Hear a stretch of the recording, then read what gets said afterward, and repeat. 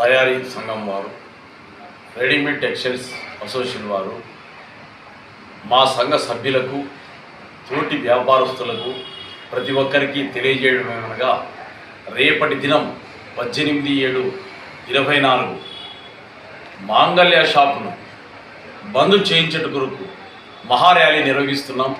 ప్రతి ఒక్క షాపు యజమాని స్వచ్ఛందంగా తమ షాపులను బంద్ చేసి ఈ ర్యాలీ ధర్మవరం నేసేపేట పుట్లమ్మ గుడి దగ్గర నుంచి స్టార్ట్ అయ్యి కొత్త బస్ స్టాండ్ వరకు కొనసాగుతుంది. కాబట్టి ప్రతి ఒక్కరూ షాపు యజమాని దాంట్లో పనిచేస్తున్నటువంటి వర్కర్సు ప్రతి ఒక్కరూ హాజరై ఈ కార్యక్రమాన్ని జయప్రదం చేయవలసిందిగా కోరుచున్నాం. ఈ యొక్క షాపింగ్ మాల్ని ప్రోత్సహించింది ఎవరు? నువ్వు కాదా? ఈరోజు ప్రతిసారి వీడియో పెట్టినప్పుడల్లా నేను ఎందుకు ఓడిపోయినాను, నేను ఎంతో చేసినా, మేము అడగకుండానే ఎన్నో చేసావు. మరి అడిగిన వాళ్ళకి ఎందుకు చేయలే? నువ్వు షాపింగ్ మాల్ని నువ్వెందుకు ఆపు చేయలే? వద్దని బతుకుంటాం మేము. మరి తప్పు కదా? 2 లక్షల ఉన్న ఈ జనాభా గల ఈ ధర్మవరం పట్టణంలో అంత పెద్ద షాపింగ్ మాల్. మరి గతంలో చెన్నై సిల్క్స్ అని చెప్పేసి ఒక వ్యాపార సంస్థ ధర్మవరంలోకి వచ్చినప్పుడు మేమంతా వ్యాపారస్తులంతా కలిసి కట్టుగా పోలీస్ స్టేషన్ పోయి ఆ షాపును రాకోకుండా అడ్డుకున్నాం.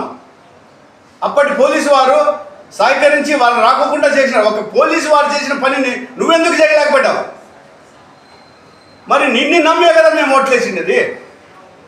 అటువంటిప్పుడు ప్రజలు ఓట్లు వేసిన తర్వాత అరే ఇది మనకు సమస్య వస్తుంది, ఇది జీవన విధానానికి సంబంధించినది, ఇన్ని వేల వ్యాపార దుకాణాలు ఉన్నాయి అనేది ఎందుకు నీకు ఆలోచన రాలే? పైగా 10 షాపింగ్ మాల్లు వస్తే ధర్మవరం డెవలప్మెంట్ అవుతుందంట. మరి ఎట్లా డెవలప్మెంట్ అవుతుంది?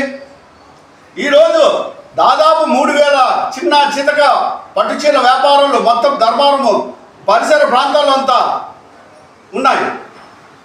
మరి వాళ్ళంతా వ్యాపారం చేసుకుంటేనే కదా ఈరోజు ఒక రియల్ ఎస్టేట్ కానీ ఏదైనా కానీ పెరిగేది. మరి 10 ఇన్ని వేల వ్యాపార సంస్థల వ్యాపారాన్ని ఒక్క సంస్థ లేదు ఆయన సృష్టించబోయే ఈ 5 ఏళ్లలో నిజంగానే గెలిపించింటే ఇంకో 10 కార్పొరేట్ సంస్థలు ధర్మానికి వచ్చిండు. మరి ఆ 10 వ్యాపార సంస్థలు ఏవైతే వస్తాయో టోటల్ ధర్మవరం పట్టణాన్ని కాదు, up to Anantapuram, up to Hindupuram, up to Kadiri మొత్తం అంతా కవర్ చేస్తే అక్కడున్న వ్యాపారస్తులు కూడా ఏం గతిపట్టాల. మరి రియల్ ఎస్టేట్ ఏ విధంగా పెరుగుతుంది? ఆయన చెప్పింది అదే, డెవలప్మెంట్ అవుతుంది. రియల్ ఎస్టేట్ ఎట్లా పెరుగుతుంది? 10 వ్యాపార సంస్థలు వ్యాపారాలు చేసుకుంటే రియల్ ఎస్టేట్ పెరుగుతుందా? రియల్ ఎస్టేట్ ఈరోజు అనంతపురం పరిస్థితి కూడా అదే. షాపింగ్ ఒకటి తర్వాత ఒకటి తరతరాలుగా పూర్వీకులు ఉన్న ఈ ధర్మవరం పట్టణంలోనే ఈ రకంగా మేము సమస్యలు ఎదుర్కొంటా ఉంటే మరి ఇంకా అనంతపురము పెద్ద పెద్ద వ్యాపార సంస్థలన్నీ వచ్చిపోతే అక్కడున్న వాళ్ళు కూడా ఎంతో సమస్యలు ఎదుర్కొంటా ఉన్నారు. ఈరోజు ఒక ధర్మవరం పట్టణానికే కాదు ఈ యొక్క ప్రాబ్లం వచ్చిండేది. ఇట్లా మామిళ్ళపల్లి, ఇట్లా కొచ్చెరువు, ఇట్లా చెన్నై కొత్తపల్లి, ఇట్లా బత్తలపల్లి, అప్ టు ముదుగోల్ప తాడిమర్రి వరకు ఉన్న చిన్న దుకాణాల వ్యాపారస్తులందరూ కూడా పోటీ లేకుండా పోయినారు. ఎందుకంటే ఇక్కడ 500 రూపాయలు కేజీ కాయగూరలు ఇవేమన్నా కాయగూరల మాదిరి తూకానికి అమ్మేటువంటి పరిస్థితులు వచ్చినాయంటే ఇది బట్టల షాపింగ్ మాల్లా లేకపోతే కాయగూరల షాపులా మాకు అర్థం కాలేదు. ఇంత దరిద్రంగా వ్యాపారాలు చేసేటువంటి పరిస్థితులు, ఇంత దరిద్రంగా దిగజార్చేటువంటి పరిస్థితులు ఈ షాపింగ్ మాల్ ద్వారా జరుగుతున్నాయంటే చిన్న చితక వ్యాపారస్తులు ఏ విధంగా బతకన్నా? నిజంగానే దాదాపు 10 నుంచి 15 షాపులు ఈరోజు మూతపడినాయి. మరి వాళ్ళు బాడీలు కట్టలేక, తెచ్చుకున్న అప్పులకు వడ్డీలు కట్టలేక ఈ రకంగా వాళ్ళు మా వల్ల కాదు, తెచ్చుకున్న వస్త్రాలకి తిరిగి డబ్బులు కట్టలేక షాపులు మూతేసే పరిస్థితి. ఇప్పుడు ధర్మవరం పట్టణంలో ఉన్న మా యొక్క వ్యాపార సంస్థ కూడా పట్టుచీర వ్యాపార సంస్థ ఎంతమందికి ఫోన్ చేసినా అయ్యా మా పక్కనే షాపింగ్ మాల్ పడింది, ఇంకోటి పడింది, మాకు బోనీలు కావడంలే, మీ సరుకు మీరు తీసుకుపోండి, మేము డబ్బు ఇవ్వలేము, మీరు ఆగుతారా, మా స్థలం ఉంది, మా బిల్డింగ్ ఉంది, ఏదో ఒకటి అమ్మి మీ డబ్బులు కడతాం, కొంచెం టైం ఇవ్వండి. ఇదే పరిస్థితులు మాకు కూడా దాపరించినా ఎక్కడ చూసినా ఈ షాపింగ్ మాల్ వల్ల. మరి ప్రభుత్వం ఏం చెప్తుంది? చట్ట ప్రకారము ఏ షాపింగ్ మాల్ని అడ్డుకోనేకి లేదు. అని చెప్తారు. మరి ప్రజల జీవన విధానంపై దెబ్బతీసేటువంటి ఈ చట్టాలు మనకు అవసరమా అని చెప్పేసి నేను క్వశ్చన్ వేస్తా ఉన్నా.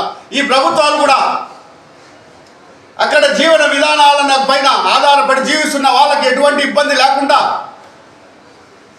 చట్టాలు తయారు చేస్తే అక్కడ ఉన్న వాళ్ళకి జీవన ఉపాధి కలుగుతుంది.